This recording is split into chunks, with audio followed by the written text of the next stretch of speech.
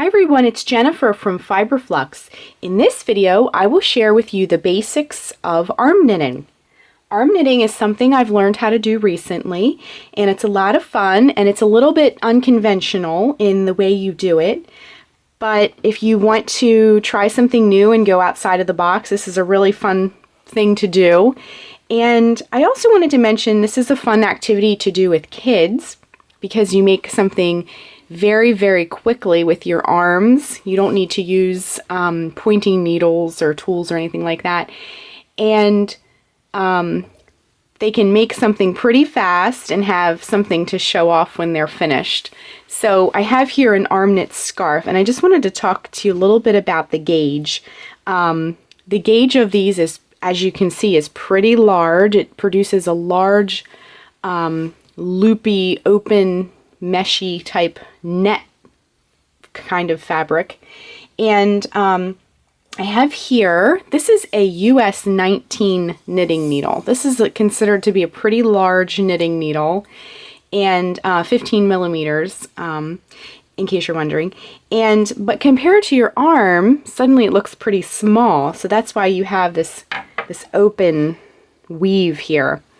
So the materials you need are very minimal. Of course, you'll need your arms, and you'll also need a pair of scissors. And I mentioned that this is a good project to do with kids. If you're doing this with kids that are younger, you want to do the scissors part, but you'll need a pair of scissors, and you'll also need some bulky yarn. You'll want to use bulky or super bulky yarn with this because very thin yarns just won't do. You need something thick because it's so open. And I'm going to use today 2 skeins of Lion Brand's Wool Ease Thick and Quick. This is just a navy blue color that I had. And I'm going to use 2 strands. I would use 2 strands at the minimum, but you can do 3 strands, 4 strands. If you have some extra yarn balls laying around, it's a good way to use up some yarn. And you'll be left with a very unique and interesting piece when you're finished. So I just wanted to get started here with the yarn. We're going to hold these together, the 2 strands together throughout the project. And in this video, I just wanted to make a swatch with you so you can learn how to cast on. You can learn how to put a slip knot on your wrist to begin, and then cast on and knit a few rows, and then finally how to bind off.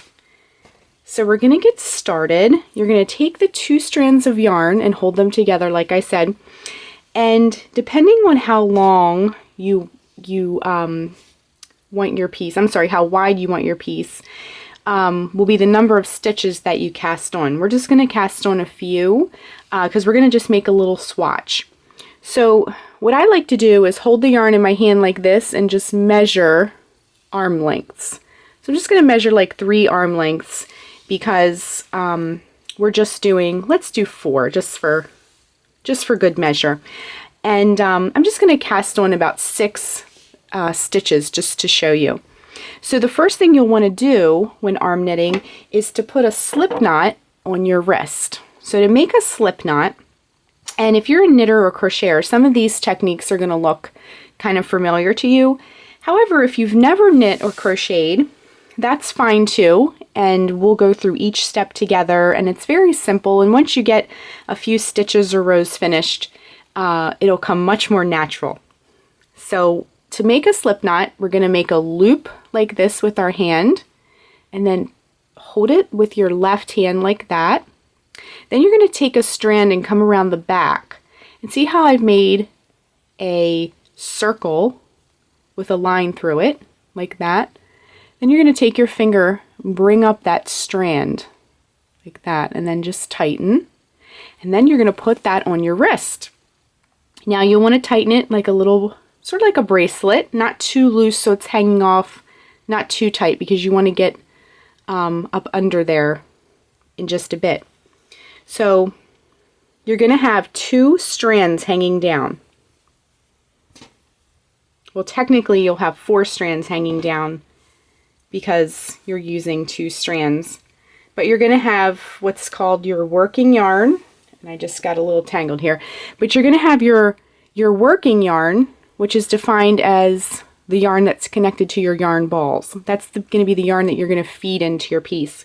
You're also going to have your tails, and your tails are just going to, what I like to do is just keep them far, far away so I don't accidentally use them as my working yarn. So I just like to keep them back here. So when you put the slip knot on your wrist, this counts as the first stitch. So we're going to cast on, let's just do 6 stitches to start. So to cast on, and I'll get my arm out of the way here, but to cast on, if you're a knitter, this is similar to the long tail cast on. Actually, it's the same thing. So you're going to take your fingers like this and come in through the 2 strands, and then I like to take my pinky and grab them at the bottom. So you're going to make kind of like a diamond shape with your yarn, just like that, and see your yarn still on your wrist. So then what you're going to do is come down under your thumb like this, and then come around under your index finger. And you're going to pull up that loop and put it on your wrist. So that's our second stitch. Let's do that a few more times just to master it. So you're going to go in with your fingers, make a diamond, then bring it down, and then go up under your thumb, under your index finger, bring up that loop, and put it on your wrist. We have 3 stitches cast on. Let's do that a few more times. And we're going to pull out some yarn because this project uses lots of yarn very, very quickly. Okay. So let's cast on a few more stitches. We're going to come in with our fingers like that, make a diamond shape. Then we're going to bring it down, come up under your thumb, bring it around, come up under your index finger, and bring up that loop. That's 4 stitches. Let's do it 2 more times to get our 6 stitches cast on. Hold your yarn like that, like a diamond. Come up under your thumb, and then come under your index finger and put it on your wrist, just like that. Okay, let's do 1 more to make our 6.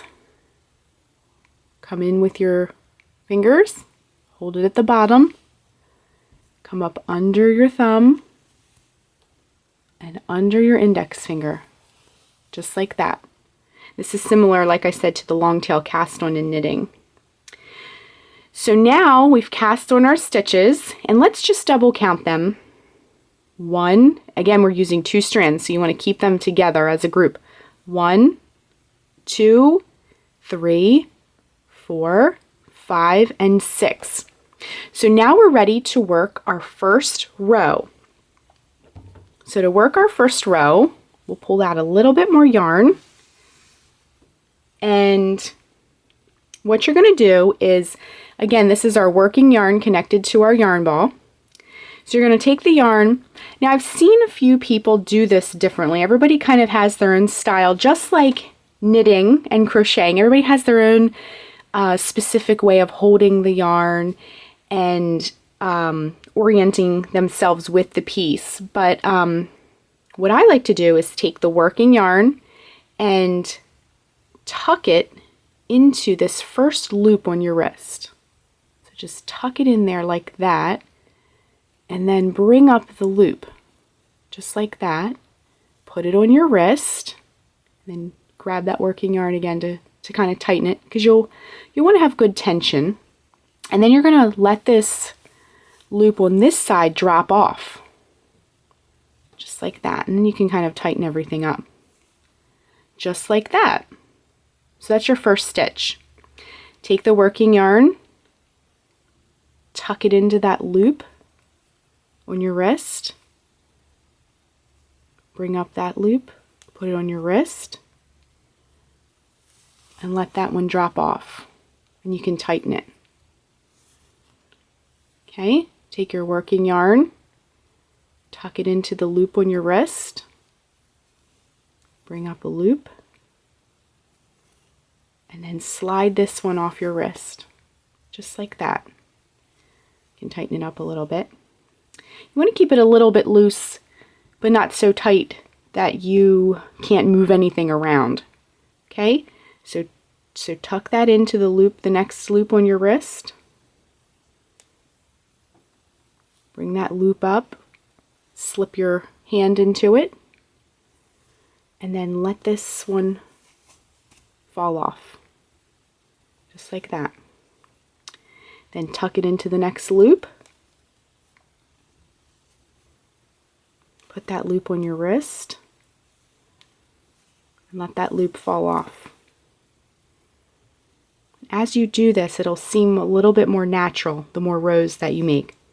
When I first learned, it felt very awkward and I felt like my hands were tied together, so it was kind of weird at first, but it does get a little bit more natural.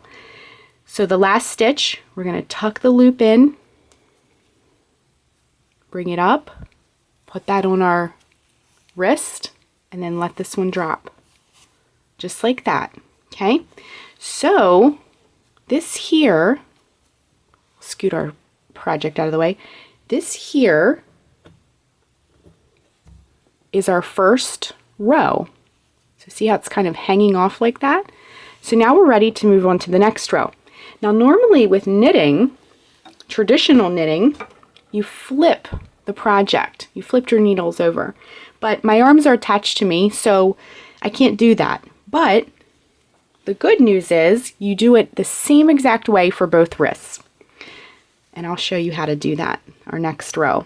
So you're going to take the working yarn, and again, you're going to tuck it into the first loop like that, and then bring it up and put it on your wrist, just like that. And let this fall off, just like that. And you can see how I'm like kind of tightening it up a little bit, not too tight. So take your yarn and you're going to slip it into that loop, put the loop on your wrist, let that one fall off. Tuck the loop in, bring the loop up, put that on your wrist, let it fall off. And we need to grab some more yarn here. Like I said, there we go. Okay, sometimes you can get a little tangly, that's okay. Okay, so here's our working yarn and we've pulled a little yarn out. So we're going to tuck it into our loop, pull up the loop, put it on our wrist, let it drop off, just like that. Okay, we have two left. Tuck it into the loop, bring a loop up, put it on your wrist, let it drop. We're going to tuck the loop under, bring up the loop, and let it drop off. Just like that. So we've completed a row on each side. So we have two rows here. Now I want to grab my ruler just to show you how big and tall these rows are. So if I can do this using one hand here, but they're coming out to be about 3.5 inches tall. So as you can see, you can produce a garment, or an accessory rather, very, very quickly. So what happens when you're finished and you want to get this thing off your arm? So what you're going to do is you're going to work it the same exact way. You take your working yarn and you're going to tuck it under the loop just like we did before and put it on your wrist. Just like that, let it fall off. Then you're going to knit the second one. Tuck that loop under, pull it up, and let it fall off. So now you have two stitches on this side, and what you're going to do, this is similar to the basic bind off in knitting. So what you're going to do is take this loop and lift it up over the other loop and off your hand. So we've done a bind off of one stitch. Next, you're going to knit the next stitch by tucking that in there, pulling up the loop. Same thing we've done with our other stitches. Let it fall off your wrist. like that. And then you're going to do the same thing. Lift it up and over and off your wrist. Knit the next stitch on this side. Bring up that loop and let it fall off. Next, you're going to lift it up and over, just like that. Then knit the next stitch on this side. Let it fall off your wrist on that side. Get a tiny bit more yarn there. Then you're going to lift it up and over and off. And then finally, knit the last stitch on this side. Bring up a loop, let it fall off. Just like that. So you can see our piece is emerging off of our arms here. And then for the last one, you're going to lift it off your wrist, just like that. Okay, so you're going to be left with one loop on your wrist. So what you'll want to do is cut your yarn, and if you're making something that you want to seam, like an infinity scarf, you'll want to leave this kind of long before you cut it, because you can use this tail to seam up the sides later. But we're just making a swatch, so we'll cut it pretty short. Just trim it off, and then you'll take this tail and you'll bring it through the loop that's remaining on your wrist. Just pull it through like that. Just draw it right through. So here is our swatch. Let me get it all straightened out for you. Sometimes you have to kind of pull apart this bottom a little bit. It kind of reminds me of like a fisherman's net. Because this is kind of small, it's a little bit bunchy here. But here is our swatch. We worked 2 rows, and we learned how to cast on here. We learned how to work a row on one side and then pass it to the other. And then we learned how to bind off. So you can take these basic arm knitting skills now, and if you want to continue before binding off, before we bound off just now, if you just want to continue and make a full length scarf, you can do that.